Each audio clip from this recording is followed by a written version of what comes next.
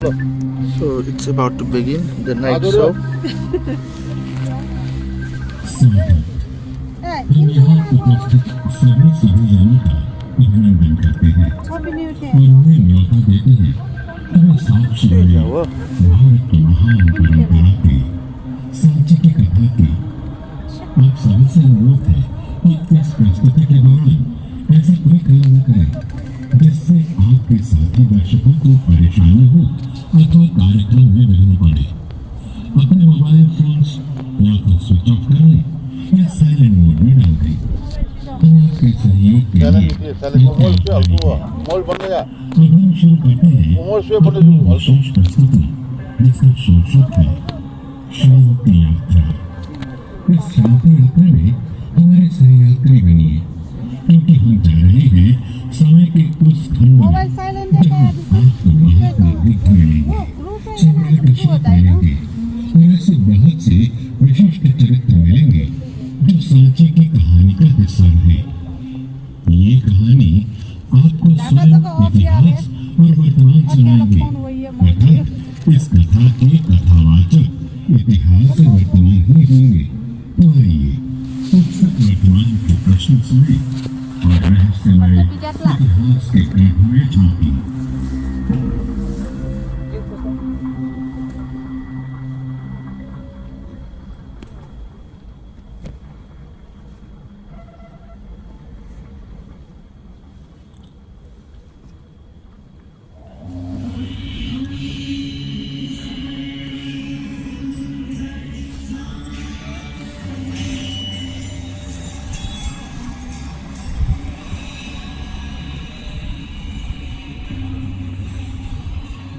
इतिहास इतिहास ये तो मुझे कहाँ ले आए? काकनाद चाहो तो इसे काकनाए, काकनाद बोट या बोट पर्वत भी कह सकते हो, जिसे आज तुम सांची कहते हो। उसके ये प्राचीन नाम ही तो हैं। इतिहास मैंने तो तुम्हें वहां ले चलने को कहा था जहां जाकर मन शांत और पवित्र हो जाता है, पर ये भयावह दृश्य देखकर मेरा मन विचलित हो रहा है। कारण है वर्तमान, कारण है हिंसा और शांति का गहरा रिश्ता है। जो भीतर से अशांत होता है वो बाहर भी अशांति ही फैलाता है। जो भीतर से हिंसक होता है वो बाहर भी हिंसा फैलाता है। इसलिए पहले तुम भीतर से शांत हो। अब ज्योति के उस पुंज को देखो, ये है सांची का महास्तूप जो आज भी विश्व को करुणा और मैत्री का संदेश दे रहा है।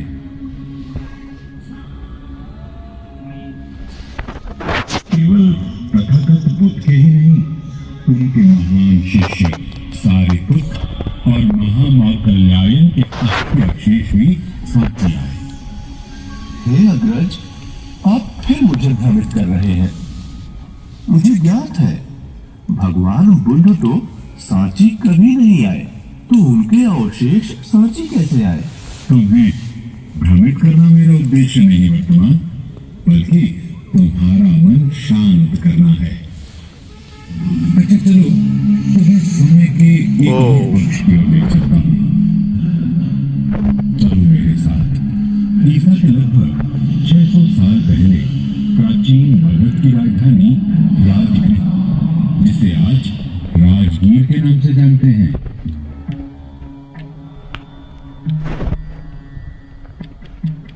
यह महात्मा कौन है इतिहास, जिनके दर्शन मात्र से मेरा मन प्रेम और करुणा से भर उठा, क्रोध और शत्रुता जाती रही, हृदय दया और मैत्री जैसे कोमल भावों को पा निर्मल हो गया। अपने सौभाग्य का आधार मानो वर्तमान, जो तुम्हें भगवान बुद्ध के दर्शन हुए हैं। आज तथागत चीवर पहन, भिक्षा पात्र उठाए, भिक्षु संघ के साथ राजगृह की ओर जाते हैं। आज के दिन कुछ विशेष होने वाला है। है। देखो। मित्र विजय, ये बहुत पीछे दल तो हमारी ओर ही आ रहा है। हाँ जय, और देख, लगता है उनके आगे आगे स्वयं भगवान बुद्ध चले आते हैं। भगवान बुद्ध, मैं भी उन्हें भिक्षा दूंगा। जय रुको, तुम क्या दान दोगे? तुम्हारे पास तो अन्न भी नहीं है। प्रणाम। मेरी ओर से ये एक मुट्ठी मृदा स्वीकार करे।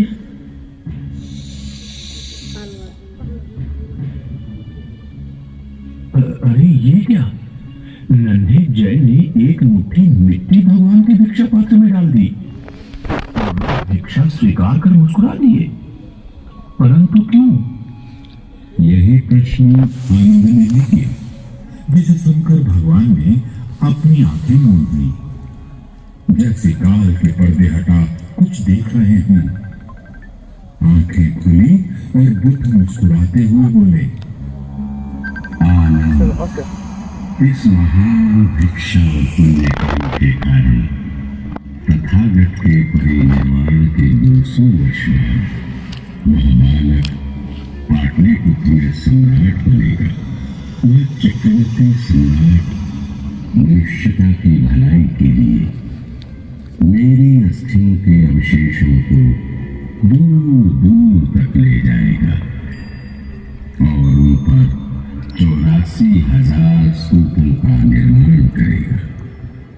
वह पूरे जम्बू द्वीप को मेरे अवशेषों से सजा देगा, जिसका मनुष्य ही नहीं देवता भी आदर करेंगे। बुद्ध की वाणी सच हुई। बुद्ध के महापरिनिर्वाण के लगभग 200 साल बाद पाटलिपुत्र में दूसरे मौर्य सम्राट और सम्राट चंद्रगुप्त के पुत्र बिंदुसार के घर में एक बेटे ने जन्म लिया। पिता बिंदुसार और मां शुभ्रांगी के इस बेटे का नाम था अशोक, जिसके जन्म की भविष्यवाणी स्वयं भगवान करें, ऐसे पुत्र को पाकर तो सम्राट बिंदुसार धन्य हो गए होंगे। ऐसा होता तो इतिहास कुछ और ही होता। अशोक रूपवान नहीं था, इसलिए दूसरे भाइयों की तुलना में अशोक को पिता से प्रेम कम ही मिला। प्रेम के अभाव ने क्रोध को जन्म दिया। अशोक बचपन से ही क्रोध से भरा रहता था और समय के साथ वो स्वभाव से ही हिंसक होता गया। पिता ने उसे पाटलिपुत्र से दूर रखने के लिए उज्जैन का राज्यपाल बनाकर भेज दिया। जो प्रेम अशोक को पिता से नहीं मिला, वो विदिशा नगर के एक साहूकार की बेटी देवी से प्राप्त हुआ। देवी से विवाह के बाद अशोक अपनी गृहस्थी और राजकाज में व्यस्त हो गया, पर सुख के क्षण अधिक नहीं थे। कुछ समय बाद तक्षशिला में मौर्य साम्राज्य के विरुद्ध विद्रोह हुआ।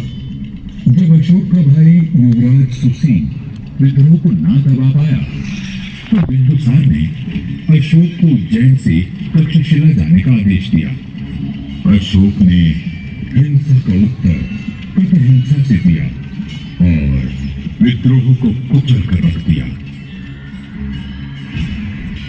पर उसकी हिंसा की प्यास अभी रुचि कहाँ थी। तक्षशिला को जीतकर अशोक उज्जैन नहीं पाटलिपुत्र गया, क्योंकि उसे तो चाहिए था पाटलिपुत्र का सिंहासन। उसने एक एक कर अपने सभी भाइयों की हत्या की और पाटलिपुत्र पर अधिकार कर लिया। इस गृह युद्ध में पिता बिंदुसार की भी बलि ले ली। निरंकुश अशोक अपनी हिंसा को व्यक्त करने के अवसर खोजने लगा। अपने राज्याभिषेक के 8वें साल अशोक ने साम्राज्य विस्तार के लिए कलिंग से युद्ध छेड़ दिया। इस भीषण युद्ध में लाखों लोग मारे गए, लाखों अपाहिज हुए। कलिंग की धरती खून से लाल हो उठी। अपने सामने युद्ध भूमि में अनगिनत मृत योद्धाओं, दर्द से चीख रहे सैनिकों, लाखों मां का विलाप, हजारों विधवाओं का रोना, छोटे छोटे बच्चों का बिलखना सुन अशोक का हृदय पिघल गया। अशोक करुणा से भर उठा। याद आ गई उसे देवी, याद आ गए उसे करुणा और मैत्री से भरे बुद्ध। अब वो युद्ध का परिणाम तो नहीं बदल सकता था, पर अपना मार्ग तो बदल सकता था ना। उसी क्षण उसने संकल्प किया कि मैंने क्या कर दिया, इस महाविनाश का कारण मैं अशोक। अब मौर्य साम्राज्य में युद्ध की नहीं, धर्म की जरी बजेगी। मैं पश्चाताप करूंगा, धम्म का मार्ग चुनूंगा। अशोक ने अपना नवीन पुनीत मार्ग चुन लिया और अब वो जिस यात्रा पे निकला वहां विध्वंस नहीं, केवल सृजन था। अशोक की धर्म यात्रा प्रारंभ हो चुकी थी। वो उपकुप्त के साथ लुम्बिनी पहुंचा, जहां तथागत का जन्म हुआ था। फिर बोध गया, जहां बुद्ध को निर्वाण प्राप्त हुआ था। उसने सारनाथ के दर्शन किए, जहां बुद्ध ने धर्म चक्र प्रवर्तन किया था।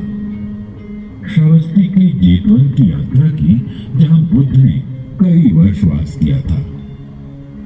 और कुशीनारा भी गया, जहां बुद्ध ने परिनिर्वाण प्राप्त किया था।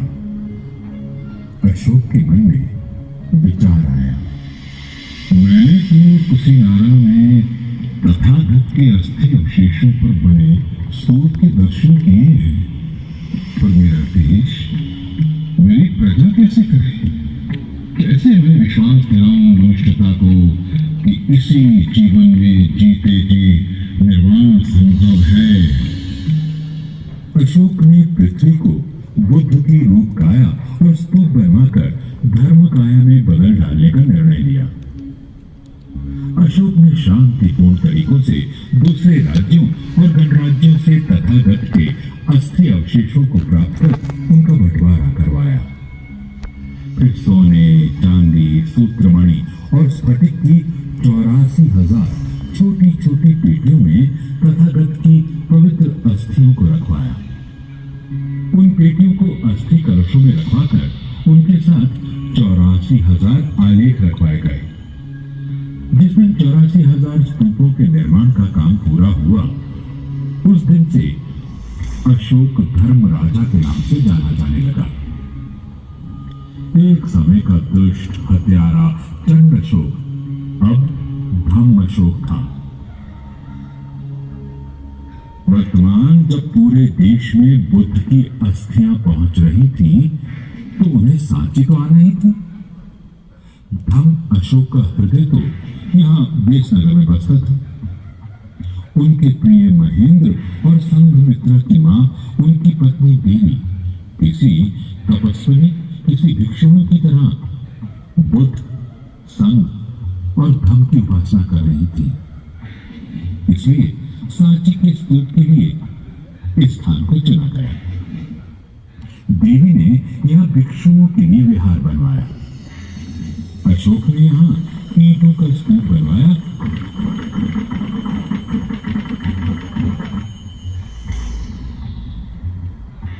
और साथ ही 42 फीट ऊंचा अशोक स्तंभ भी लगवाया। यह स्तंभ सारनाथ के अशोक स्तंभ जैसा ही था। स्तंभ पर ब्राह्मी लिपि में अशोक का शिलालेख है। सांची के आसपास अशोक ने सतधारा और सोनारी में भी स्तूप और विहार बनवाए। केवल अशोक ही नहीं, देवी विदिशा ने भी महान त्याग किए। कैसी रही होगी देवी, जिसने अपने बेटे महेंद्र को, जो भारत का सम्राट बन सकता था, 20 साल की उम्र में भिक्षु बनने दिया और 18 साल की उम्र में अपनी बेटी संघमित्रा को भिक्षुणी बनने दिया। महेंद्र और संघमित्रा के साथ तथागत की अस्थियां और स्मृतियां जम्बू द्वीप के भीतर और बाहर यात्रा कर रही थी। जब ये हो रहा था, तो बुद्ध के पहले और दूसरे धर्म सेनापति को तो यहाँ आना ही था। पहले और दूसरे धर्म सेनापति? अब तुम किसकी कथा कह रहे हो इतिहास? अब मैं उनकी वंदना कर रहा हूं जिनकी अस्थियां इस स्तूप क्रमांक 3 में सुरक्षित रही हैं। वे हैं सारिपुत्र और महामौद्गल्यायन। दोनों के परिवार का पीढ़ियों से मैत्री का संबंध था। दोनों एक ही दिन पैदा हुए। दोनों ने साथ साथ संजय वेलिट्टीपुत्र से प्रवज्ञा ली। संजय वेलिट्टीपुत्र के सिद्धांत से संतुष्ट न होने के कारण दोनों साथ साथ तथागत के पास गए। दोनों आयु में बुद्ध से बड़े थे और दोनों भगवान के परम शिष्य हुए। घर छोड़ने के 7 साल बाद पिता शुद्धोदन के बहुत आग्रह करने पर बुद्ध भिक्षु संघ के साथ कपिलवस्तु गए। वहां वे नगर के बाहर न्याग्रोधवन में ठहरे। पिता शुद्धोदन के कहने पर तथागत जब यशोधरा से मिलने गए तब उन्होंने सारिपुत्र और मौद्गल्यायन को साथ लिया था। भिक्षु, मैं बंधनों से मुक्त हूं, पर यशोधरा नहीं। वर्षों से उसने मुझे देखा नहीं, इसलिए भाव के आवेग में वह तथागत को स्पर्श करे तो उसे रोकना नहीं, तुम शांत रहना। वह जैसा भी व्यवहार करे उसे करने देना। एक और विमुक्त विरक्त विरागी बुद्ध और सामने आंसू की धारा में डूबती उभरती उनकी पत्नी यशोधरा। एक और पूरी मनुष्यता के लिए मन में करुणा लिए खड़े बुद्ध और सामने अपनी पीड़ा लिए खड़ी यशोधरा। और इस क्षण को एक और खड़े देख रहे थे सारिपुत्र और महामौद्गल्यायन। कौन लिखता उस क्षण का आंसू से भीगा महाकाव्य? यशोधरा से मिलकर बुद्ध वापस आने लगे तब यशोधरा ने बेटे राहुल को अपने पिता से अपना उत्तराधिकार मांगने को कहा। 7 साल का राहुल पिता के पीछे चल दिया। तात, मेरा उत्तराधिकार कहाँ है? तात, मुझे मेरा उत्तराधिकार चाहिए। सारिपुत्र, मेरा पुत्र उत्तराधिकार चाहता है।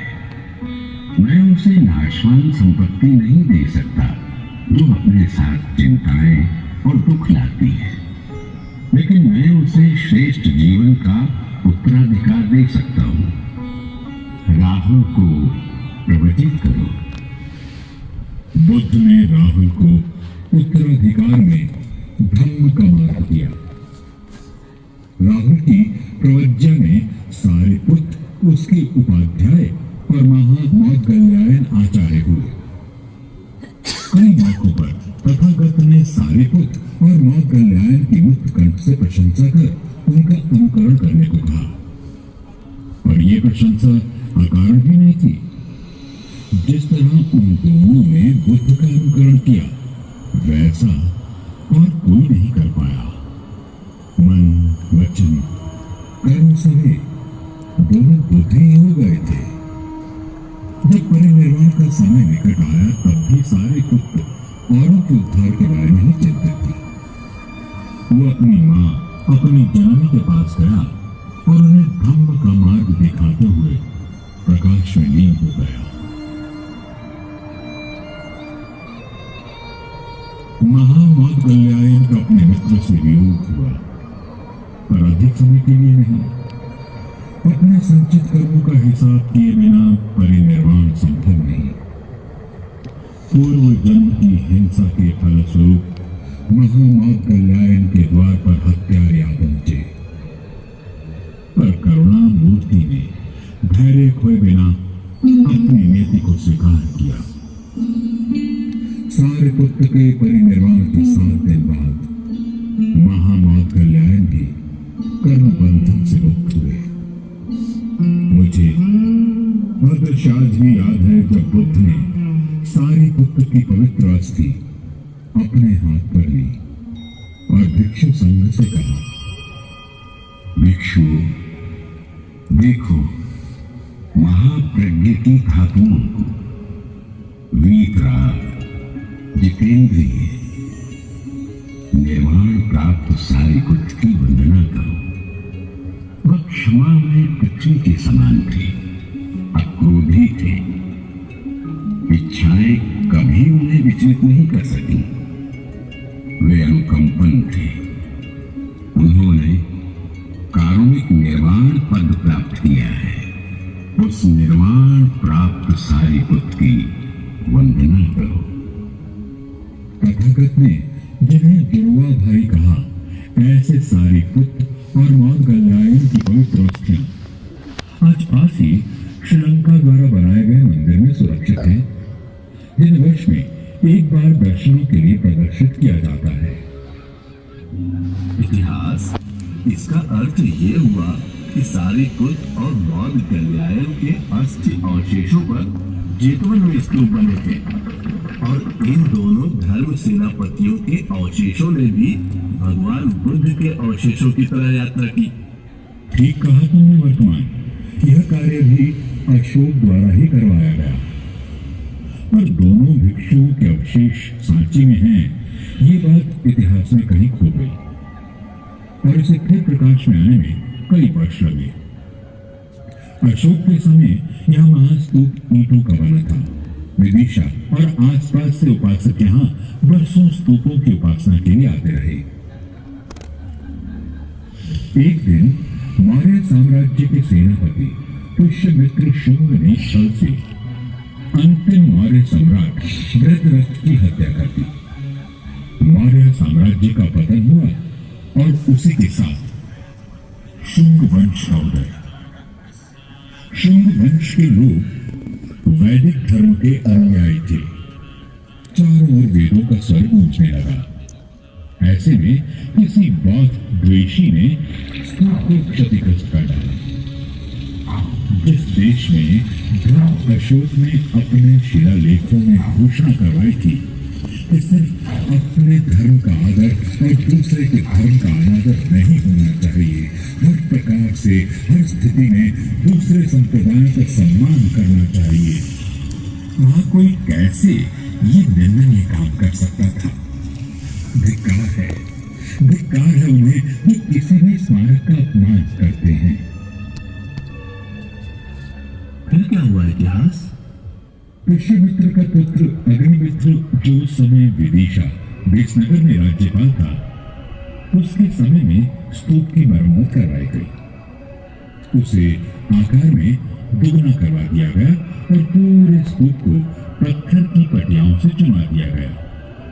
शुंग वंश के बाद सातवाहनों के शासन में ईसा से पहली शताब्दी में चारों दिशाओं में 4 तोरण द्वार और स्तूप के चारों ओर वेदिका जोड़ी गई। तोरण द्वारों पर जातक कथाएं, बुद्ध के जीवन की महत्वपूर्ण ऐतिहासिक घटनाएं और उसके बाद के गंभ से संबंधित इतिहास और आख्यानों को शिल्पों में उकेरा गया है। इनमें अशोक का बोधि वृक्ष का दर्शन और प्रवास भी उल्लेखनीय है। ध्यान देने वाली बात यह है कि तोरण द्वार के इन शिल्पों में बुद्ध को मूर्ति रूप में न दिखाकर सिंहासन, चक्र और पद्मचिन्ह जैसे प्रतीकों में दिखाया गया है। गुप्त सम्राट वैष्णव धर्म के समर्थक थे, पर उनके शासन में सांची और कला का विकास हुआ। गुप्त काल में स्तूप के पास कई मंदिर और विहार भी बने। 7वीं से 12वीं शताब्दी तक मंदिर और विहारों का निर्माण होता रहा और वैदिक धर्म और बुद्ध धर्म साथ साथ पनपते रहे। साम्राज्य बदलते रहे, पर सांची बदलती हुई राजनीति से अप्रभावित निरंतर समृद्ध होती रही। 14वीं शताब्दी के बाद सांची वीरान हो गया। सन 1818 में सांची प्रकाश में तब आया जब जनरल टेलर ने सांची के खंडहरों को ढूंढ निकाला। खंडहरों के प्रकाश में आते ही सांची खजानों की खोज करने वाले शिकारियों और उत्साही पर अप्रशिक्षित पुरातत्व शास्त्रियों का शिकार स्थल बन गया। स्मारकों में छिपे रहस्यों को ढूंढने और छिपे खजानों को लूटने की चाह ने सांची के स्मारकों को बड़ा नुकसान पहुंचाया। 1851 में सर अलेक्जेंडर कनिंघम और कैप्टन एफ.सी. मैसी द्वारा कई स्मारकों की खुदाई करने की जल्दबाजी ने भी स्मारकों के नुकसान और लूट में योगदान दिया। हालांकि वे स्तूप क्रमांक 2 और 3 से अस्थि अवशेषों की छोटी छोटी पेटियां पाने में सफल हुए। स्तूप क्रमांक 3 से मिली 2 पेटियों के ढक्कन पर छोटा अभिलेख लिखा था। जो पेटी दक्षिण की ओर थी उस पर लिखा था सारिपुत्र यानी सारिपुत्र के, और जो उत्तर की ओर थी उस पर लिखा था महामुगलांस यानी महामौदगल्यायन के।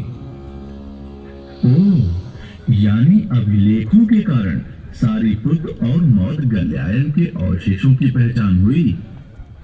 हाँ, दोनों मित्र जन्म में साथ रहे, जीवन में साथ रहे, परिनिर्वाण में साथ रहे और स्तूप में भी साथ साथ रहे, दाएं और बाएं, जैसे दोनों बुद्ध के दाएं और बाएं रहा करते थे। सांची के पास सतधार के स्तूप में भी इस प्रकार सारिपुत्र और महामौदगल्यायन के अस्थि अवशेष मिले। सन 1912 से 1918 तक सर जॉन मार्शल ने व्यवस्थित उत्खनन कर स्तूपों एवं विहारों को सामने लाने एवं वर्तमान स्वरूप में लाने के लिए अथक प्रयास किया। इतिहास पर यहाँ स्तूपों के साथ साथ मंदिर भी तो है। मंदिर भी तो धर्म का ही मार्ग दिखाते हैं वर्तमान, और एक दूसरे के धर्म का आदर करना ही सहिष्णुता है। आज सांची में 3 स्तूपों सहित लगभग 50 स्मारक हैं। इतिहास के अलग अलग कालखंडों में समन्वय और सहिष्णुता, यही तो सांची और भारत का दर्शन है। मेरा कार्य पूरा हुआ।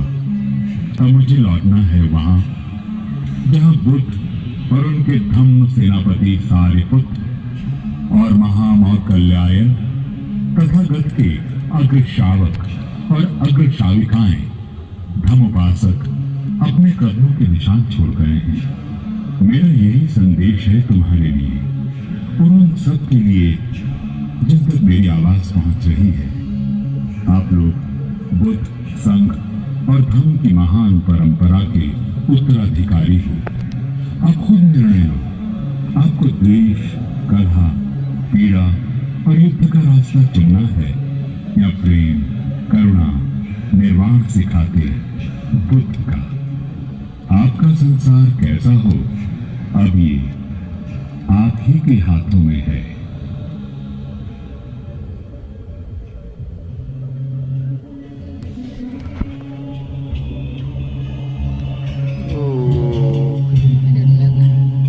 और इस प्रकार शांति और सौहार्द का संदेश देकर इतिहास अंदर ध्यान हो गया और हमारी कथा भी पूरी हुई।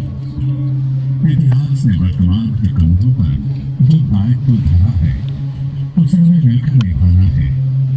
इस कार्यक्रम के अंत में हम आपसे यही कामना करते हैं कि आप अपने जीवन को प्रेम के पथ पर लाने का प्रयास करें। ये थी मध्य प्रदेश पर्यटन विभाग की प्रस्तुति। साधु साधु साधु।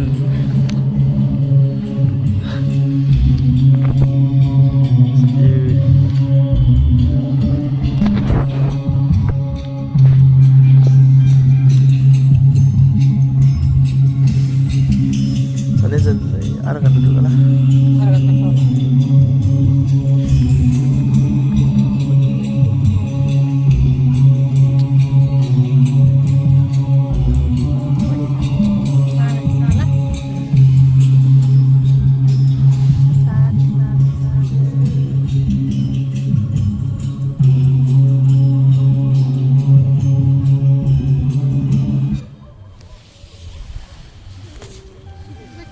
Thank you. Finish. Thank you.